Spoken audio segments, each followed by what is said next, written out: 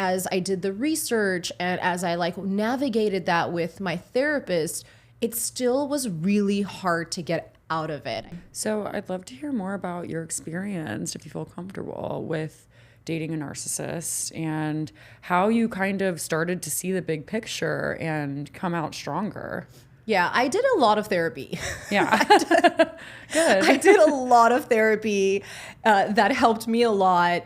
I love to talk about my story. I used to feel a bit embarrassed and shameful to talk about it because I was like, oh, what if my ex sees it? What if like the partner, like, you know, I just didn't want to put anyone down, but it's my story. And, you know, it's going to help a lot of people.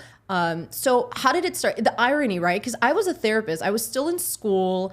I was collecting my hours and and I was, you know, attracted to his intelligence and charm and charisma.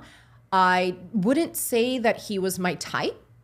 I feel like the relationship just took off like a roller coaster, and it was just like a carousel ride that I just couldn't get out of.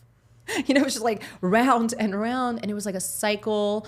So the irony is the fact that like I'm a therapist. I guess they say you should have known better, but you really don't know unless if like you're in it.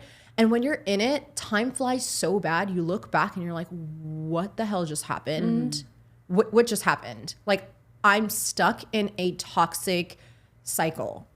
So the first time I was like aware that he was a narcissist is my therapist pointed it out. Whoa. Yeah. And everything just like light bulbs flashing. Everything just started making sense. And I just started doing the research because they don't teach you narcissism in school. They really don't. It's just like they just flip through the book. They don't really talk about it as the disorder. Because when you talk about personality disorders, it's like bipolar, borderline, but never narcissism. So I learned the hard way. I was in it and it felt too late for me. But at the same time, I was really aware of it.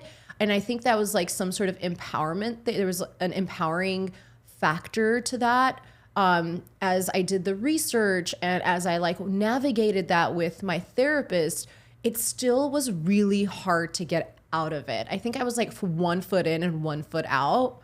And I feel like the love bombing was just like sucking me back in. Yeah, I feel like love bombing is something that we hear a lot too.